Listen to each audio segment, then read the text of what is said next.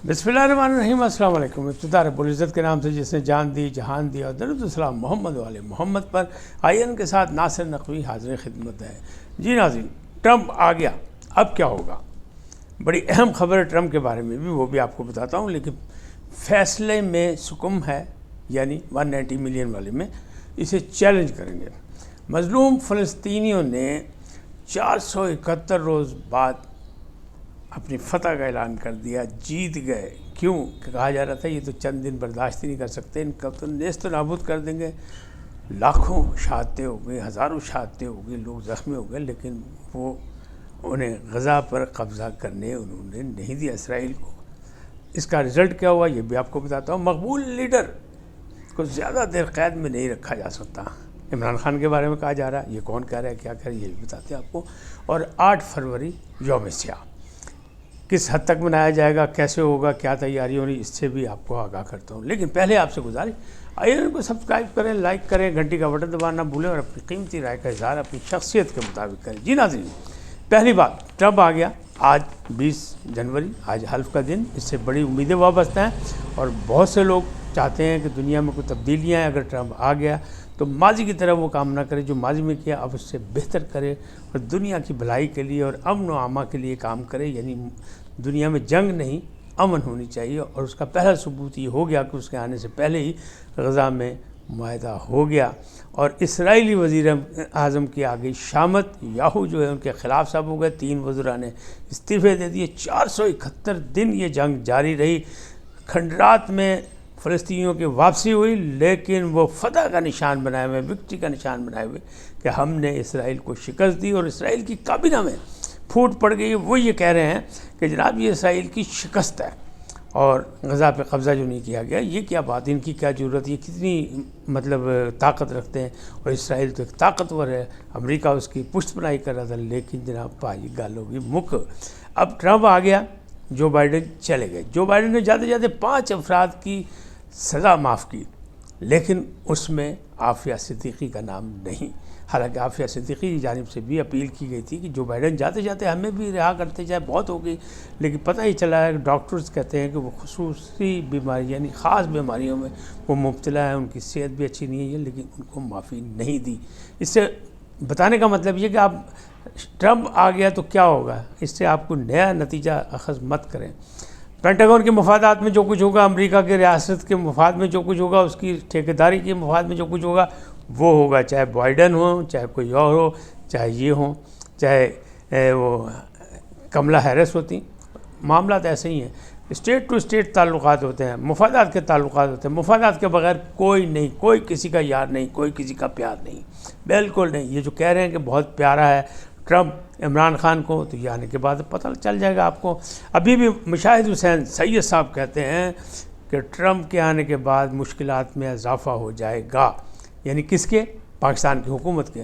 वो कहाँ से बोल रहे हैं, कैसे बोल रहे हैं, ठीक है, उनका अपना फ़र्ज़ है, उनका अपना एक तज्ज़िया है, उनका अपना एक जायज़ा, उनकी अपनी एक राय है। उस पर आप इख्तलाफ करें या इत्तेफाक करें, या आपकी मर्ज़ी। लेकिन वो अभी भी यही कह रहे हैं कि मामला, लेकिन आम तासुर यही है कि कोई फ़र्क नहीं पड़ेगा, क्योंकि अभी गज़ा का मसला है, अभी इसके मामला तय होने, फिर यूक्रेन का मसला है, फिर मईशत का मसला है।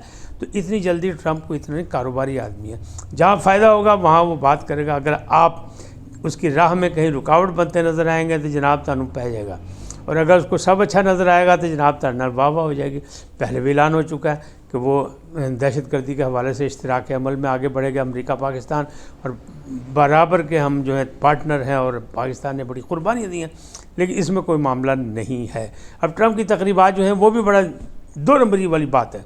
2 तकरीबात होती हैं सदर की, एक रिहर्सल नुमा होती है, तो पाकिस्तानियों को जो दावत में मिले उनमें से अक्सरियत जो है वो उसमें।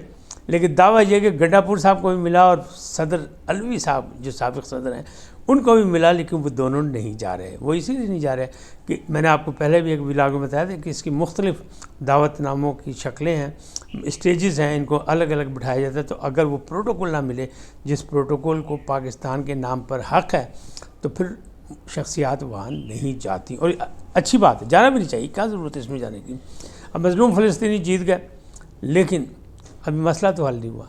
उन्हें बड़ी कुर्बानी दी, बहुत खून बहा, औरतों का, बच्चों का, बूढ़ों का, मरीज़ों का, किसी को नहीं छोड़ा इन्हीं ने।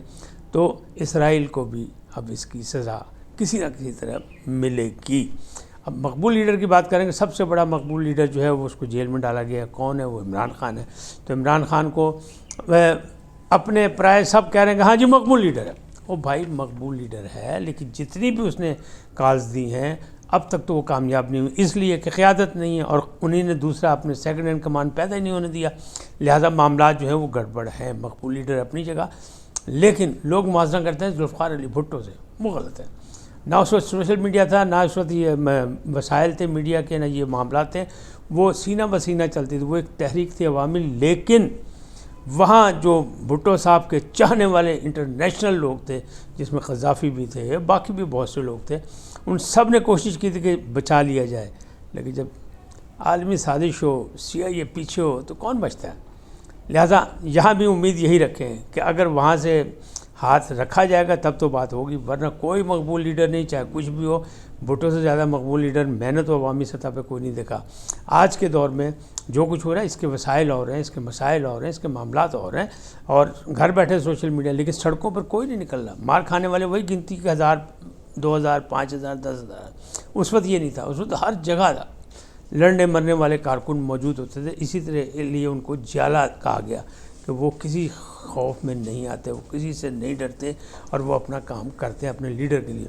تو 8 فروری کا یوم سیاہ، وہ جو الیکشن کے حوالے سے، تو جو مذاکرات ہو رہے ہیں اس میں تو اس کا الیکشن کا نام ہی نہیں ہے، مینڈیٹ کا نام ہی نہیں ہے، اور ان کو چیلنج بھی عمل ولی نے کر دیا کہ جناب KPK کے الیکشن ہی کھول لیں تو پتہ لگ جائے گا کہ کیا ہوا۔ تو وہ کہتے ہیں پلاننگ کے تحت جناب ڈیوائڈ اینڈ رول کیا گیا، اور اس کے مطابق یہ سب کچھ ہوا، اس کے علاوہ کچھ نہیں ملے گا۔ اس لیے یہ معاملات جو ہیں ابھی اسی طرح چلتے رہیں گے، ابھی تھوڑی دیر لگے گی، لیکن تاہم 180 ملین کا جو فیصلہ ہوا ہے اس فیصلے کو چیلنج کیا جا رہا ہے، اور وہ میں نے پہلے بھی کہا تھا ان کا حق ہے، اور چیلنج کرنا چاہیے، یہ آئینی حق ہے، اپیل بھی کرنی چاہیے، سب کچھ ہونا چاہیے۔ تو وہ کہتے ہیں اس میں سکم موجود ہے، اور جج صاحب نے تو خود لکھ دیا کہ چونکہ یہ طویل سماعت تھی، اس میں کوئی نہ کوئی تضاد ہو سکتا ہے، تو اسی فکرے کو پکڑ کے سلمان اکرم راجہ اور کمل شوذب کہہ رہے ہیں کہ جناب ہم اس کو مانتے نہیں، ہم اسے چیلنج کریں گے، اور انشاءاللہ خاک کو ریلیف ملے گا۔ اب ملتا ہے ریلیف، نہیں ملتا، مجھے تو فی الحال حالات ایسے نہیں لگ رہے، کیونکہ مذاکرات بھی جاری ہیں اور احتجاج بھی جاری ہے، تو ڈوئل پالیسی جو ہے، تضاد بیانی جو ہے، وہ کبھی بھی کامیاب نہیں ہوتی۔ حالانکہ سیاست میں کوئی چیز آخری نہیں ہوتی، کوئی حتمی فیصلہ نہیں ہوتا، کسی وقت بھی کوئی بھی تبدیلی آ سکتی ہے، لیکن اس وقت جو ہے وہ معاملات ایسے ہی لگ رہے ہیں کہ ایسا نہیں، اس میں سکم ہو نہ ہو کچھ بھی ہو تو ریلیف ملے گا نہیں ملے گا، انٹرنیشنلی دباؤ کتنا آئے گا، ٹرمپ کیا کرتے ہیں، ابھی اس کے چانسز مجھے نہیں لگ رہے، کیونکہ ان کے اپنے بہت سے مسائل ہیں۔ اسی طرح دنیا پہلے اپنے مسائل، اپنے مفادات کی بات کرتی ہے، پھر کسی کی بات کرتی ہے۔ جیسے کہ بھارت نے کہا تھا کہ جناب پاکستان جو میزائل بے میزائل بنا رہا ہے اور آپ ہم پہ کہہ رہے ہیں، تو اسی لیے ہم پہ پابندی لگا دی گئی اسے امریکہ سے، کیونکہ وہاں بھارت میں اس کے مفادات موجود ہیں، امریکہ کا ہم سے زیادہ موجود ہیں، لہٰذا انویسٹمنٹ ہے وہاں۔ اور پھر دوسری طرف وہ کہتا ہے کہ جی چین میرے سر پہ کھڑا ہوا، تو چین سے بھی لڑائی ہے امریکہ کی، تو وہاں بھی اس کے مفادات ہیں۔